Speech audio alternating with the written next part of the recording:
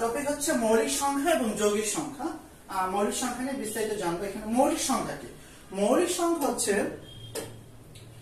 এক হতে বড় তো অবশ্যই থাকবে, তার মধ্যে অর্থাৎ এক হতে বড় বা বৃহত্তম যে সকল সংখ্যা এক এবং ওই সংখ্যা ছাড়া অন্য কোন সংখ্যা দিয়ে নিঃশেষে ভাগ করা যায় না তাদেরকে মৌলিক সংখ্যা বলে। তার হচ্ছে অবশ্যই এক হতে বড় হওয়া লাগবে, তার মানে মাইনাস সংখ্যা। এক হতে বড় মানে কি? তার মানে ঋণাত্মক সংখ্যা কখনো কি হইতে পারে না? মৌলিক হইতে পারে না। এবং এক এবং ওই সংখ্যা ছাড়া অন্য কোন সংখ্যা দিয়ে নিঃশেষে যখন ভাগ করা যাবে না তখন তাদের মৌলিক সংখ্যা বলে। এক হতে যেমন হচ্ছে মৌলিক সংখ্যার কথা আমরা 11কে আমরা কোনো এক দিয়ে ভাগ করা যায় এবং 11কে 11 দিয়ে ভাগ করা যায়, কিন্তু অন্য কোনো সংখ্যা বা অঙ্ক দিয়ে ভাগ করা যায় না। এর জন্য 11 হচ্ছে মৌলিক সংখ্যা। কিন্তু 9 মৌলিক সংখ্যা, 1 দিয়েও ভাগ করা যায়, 9 দিয়েও ভাগ করা যায়, 9 কে 3 দ্বারা ভাগ করা যায়। এর জন্য 9 মৌলিক সংখ্যা না। এবং এক হতে 100 পর্যন্ত মৌলিক সংখ্যা কয়টা আছে? 25টা। কয়টা? 25টা আছে। এক হতে 100 পর্যন্ত মৌলিক সংখ্যা 25টা। সেই 25টা আমরা পাঁচটা প্যাকেট করে দিয়েছি।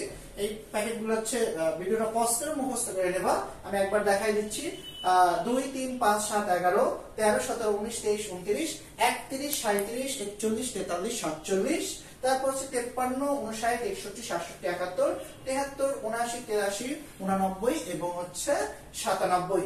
এই কয়টা হচ্ছে, এই 25টা হচ্ছে মৌলিক সংখ্যা। অর্থাৎ সহজ কইরা যে সংখ্যাকে অন্য কোন সংখ্যা দ্বারা ভাগ করা যায় না, এক এবং ওই সংখ্যা ছাড়া অন্য কোন সংখ্যা দ্বারা ভাগ করা যায় না, সেই সংখ্যাকে মৌলিক সংখ্যা বলা হয়। এখানে আমরা কিছু টার্ম দিয়ে দিচ্ছি যে মৌলিক সংখ্যা। এখানে 100 থেকে 200 এর মধ্যে মৌলিক সংখ্যা। প্রথমত মৌলিক সংখ্যা বের করার কিছু পদ্ধতি আছে। প্রথমত বিভাজ্যতার নিয়মগুলো শিখতে হবে। আমাদের ভিডিওগুলো তোমরা দেখে নিও, আর ভিডিওগুলো হচ্ছে বিভাজ্যতার নিয়ম আছে, সেইখান থেকে দেখলে সহজেই যেটা দ্বারা ভাগ যাবে সেটা তো মৌলিক সংখ্যা হবেই না। সেক্ষেত্রে জোড় সংখ্যা কখনোই মৌলিক সংখ্যা হবে না, শুধু একমাত্র জোড় মৌলিক সংখ্যা হচ্ছে 2, এছাড়া আর কোনো জোড় মৌলিক সংখ্যা নাই। 100 থেকে 200 পর্যন্ত মৌলিক সংখ্যা হচ্ছে 21টি, 200 থেকে 300 পর্যন্ত মৌলিক সংখ্যা হচ্ছে 16টি, 300 থেকে 400 পর্যন্ত মৌলিক সংখ্যা হচ্ছে 16টি, 400 থেকে 500 পর্যন্ত মৌলিক সংখ্যা 17টি, 1 থেকে 1000 পর্যন্ত মৌলিক সংখ্যা 168টি। আমি আবারও সুলভভাবে বলতেছি, 100 থেকে 200 পর্যন্ত মৌলিক সংখ্যা হচ্ছে 21টি। 100 থেকে 200 পর্যন্ত মৌলিক সংখ্যা কয়টি? 21টি।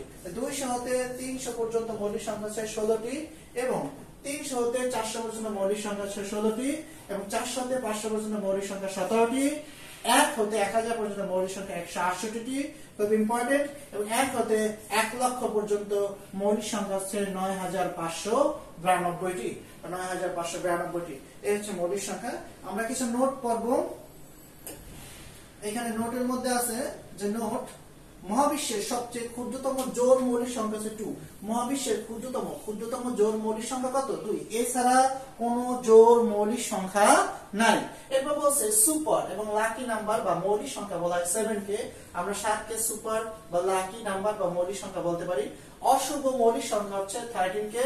এটা চীন দেশে সবচেয়ে বেশি ব্যবহার করা হয়, এবং চীন দেশে তোমরা দেখবা গুগল সার্চ করলে সেখানে লিস্টের মধ্যে 13 বাটনই নাই, কারণ তারা এটাকে অশুভ মনে করে। অশুভ মৌলিক সংখ্যা হচ্ছে 13। 19 একমাত্র মৌলিক সংখ্যা। 19 একমাত্র মৌলিক সংখ্যা যা দুইটি মৌলিক সংখ্যার কিউব এর বিয়োগফল রূপে প্রকাশ করা যায়। দুইটি, অর্থাৎ 3 কিউব মাইনাস 2 কিউব। এই 3 নিজেও একটা মৌলিক সংখ্যা, 2 নিজেও একটা মৌলিক সংখ্যা। দুইটা মৌলিক সংখ্যার বিয়োগফল রূপে, মানে দুইটি মৌলিক সংখ্যার কিউবের বিয়োগফল রূপে একমাত্র 19 কে প্রকাশ করা যায়। আবার যে রেজাল্ট আসে সেটা একটা মৌলিক সংখ্যা। অর্থাৎ কোন দুইটা সংখ্যাকে কিউব দিয়ে সেই দুইটা বিয়োগ করলে যে সংখ্যাটা আসে সেটা যদি মৌলিক হয়, এরকম একটাই আছে, সেটা হচ্ছে, এর জন্য বলছে 19 একমাত্র মৌলিক সংখ্যা যা দুইটি মৌলিক সংখ্যার কিউবের বিয়োগফল রূপে প্রকাশ করা যায়। অর্থাৎ 3 cube minus 2 cube is equal to 3 cube মানে 3 কয়বার আছে? 3 আছে 3 বার। 3 কিউব 3 আছে 3 বার 27, এবং 2 কিউব মানে হচ্ছে 8। 27 থেকে 8 গেলে 19 থাকে। আমরা কিউবের এইগুলো আসবে বর্গঘন, সেগুলো দেখে নিও। প্রথম 9টি মৌলিক সংখ্যা যোগ করলে যোগফল হয় 100। এখানে একটা বিষয় আছে, প্রথম 9টি মৌলিক সংখ্যা যোগ করলে যোগফল 100। প্রথম 9টি সংখ্যা না, প্রথম 9টি মৌলিক সংখ্যা যোগ করলে যোগফল হয় 11, এবং প্রথম 100টি মৌলিক সংখ্যা যোগ করলে যোগফল হয় 24133। 24133। 1 থেকে 100 পর্যন্ত মৌলিক সংখ্যার যোগফল আছে 1060। আচ্ছা, 1 থেকে থেকে 100 পর্যন্ত মৌলিক সংখ্যা, 1 থেকে 100 পর্যন্ত মৌলিক সংখ্যার যোগফল হচ্ছে 1060। এখন 1 থেকে 100 পর্যন্ত যে সংখ্যা আছে তার মধ্যে মৌলিক সংখ্যা আছে কয়টা? 25টা। অর্থাৎ 25টা মৌলিক সংখ্যার যোগফল হচ্ছে 160। যদি অন্যভাবে বলে প্রথম 25টি মৌলিক সংখ্যার যোগফল কত? প্রথম 25টি মৌলিক সংখ্যার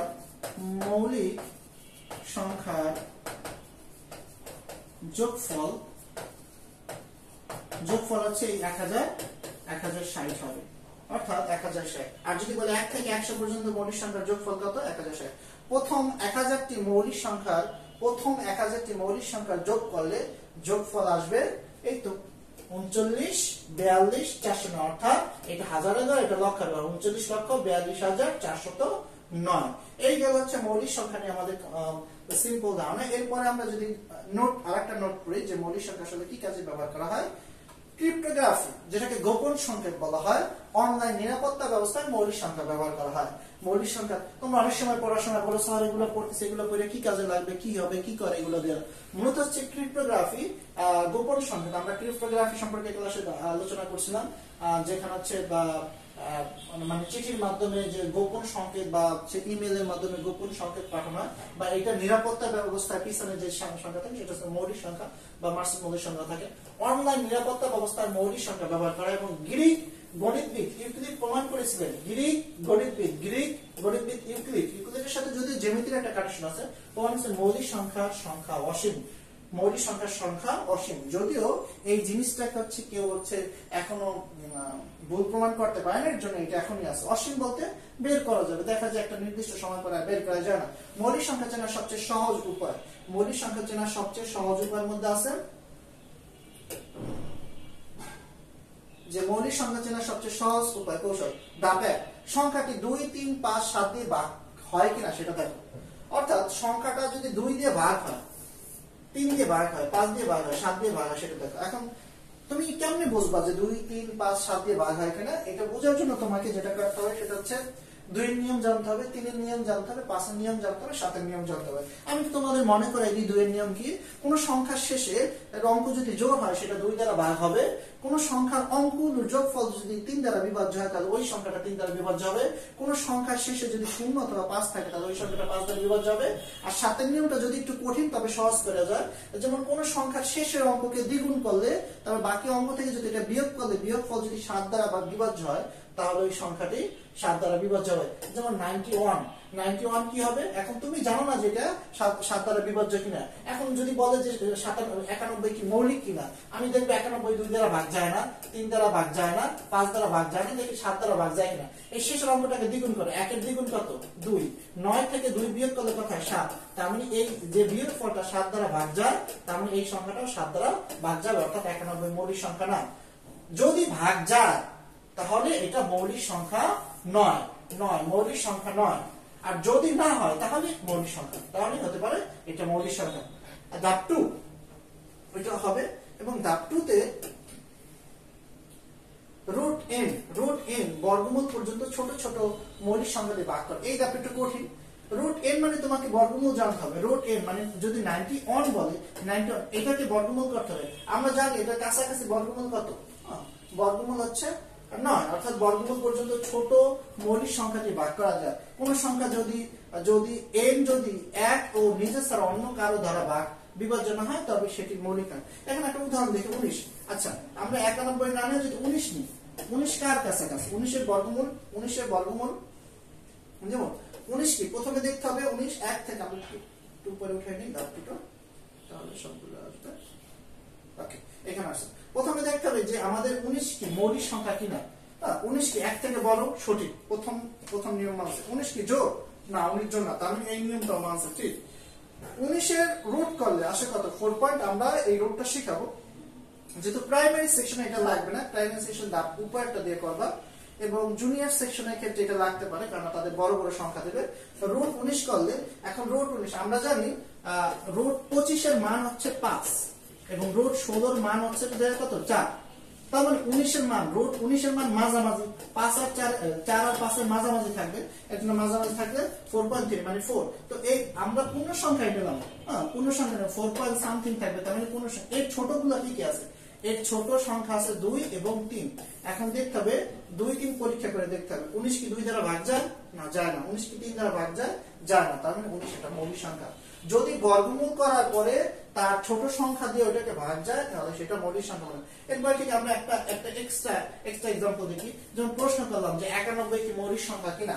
এখন তো আমরা প্রথমে রুট করব, রুট 91। আমরা মনে মনে জানি, যেহেতু আমাদের কাছে ক্যালকুলেটর নাই, আমরা জানি 64 81 মানে হচ্ছে 9, হ্যাঁ, এবং রুট 100 হচ্ছে যাইয়া 10। তার মানে এর মাঝামাঝি থাকবে এইটার রেজাল্ট। তাহলে 9 থেকে ছোট সংখ্যাগুলো কি কি আছে? 9 থেকে ছোট সংখ্যা আছে 2, 9 থেকে ছোট মৌলিক সংখ্যা আছে 2 3 5 7, 2 3 5 7। এখন 91 কি 2 দ্বারা ভাগ যায় না। 2 এর নিয়ম হচ্ছে জোড় সংখ্যা থাকতে হবে, 3 দ্বারা যায় না। 3 এর নিয়ম হচ্ছে অঙ্কগুলোর যোগফল 3 দ্বারা বিভাজিত অঙ্কগুলোর যোগফল কত? 9 আর 1 এর যোগফল কত? 10, যায় না। 5 এর নিয়ম হচ্ছে শেষে 0 অথবা 5 থাকতে হবে, যায় না। এবং 7 এর নিয়ম যা, 7 এর নিয়ম হচ্ছে শেষের অঙ্কটাকে দ্বিগুণ করে বাকিটাকে কি করতে হবে? বিয়োগ করতে হবে, ভাগ যায়। তারপরে আমরা যদি দেখি তাই 19 একটা মৌলিক সংখ্যা। এরপর আছে একদম সিম্পল ছোট যে জিনিসটা হচ্ছে যৌগিক সংখ্যা। যৌগিক সংখ্যা কি? 1 এবং, অর্থাৎ দুটোই একদম সহজ সিম্পল জিনিস। মৌলিক সংখ্যা বাদ দিয়ে বাকি সব যৌগিক সংখ্যা, তবে 1 হইতে পারবে না। এবং মৌলিক সংখ্যা ছাড়া বাকি সব সংখ্যাই যৌগিক সংখ্যা। সর্বনিম্ন যৌগিক সংখ্যা হচ্ছে 4, খুব ইম্পর্টেন্ট জিনিস। সর্বনিম্ন যৌগিক সংখ্যা 4। যৌগিক সংখ্যা কখনো কি হইতে পারে না? ঋণাত্মক হইতে পারে না। মৌলিক সংখ্যা ঋণাত্মক হইতে পারে না। আমরা এখান থেকে একটা কনসেপ্ট ক্লিয়ার হবো, জোড় বিজোড় ধনাত্মক ঋণাত্মক হইতে পারে, কিন্তু মৌলিক শুধুই ধনাত্মক হবে, যৌগিক শুধুই ধনাত্মক হবে। মৌলিক ঋণাত্মক হবে না, যৌগিক ঋণাত্মক হতে পারে না। 1 মৌলিক সংখ্যাও না এবং আবার 1 কি যৌগিক সংখ্যাও না। ওকে, ধন্যবাদ।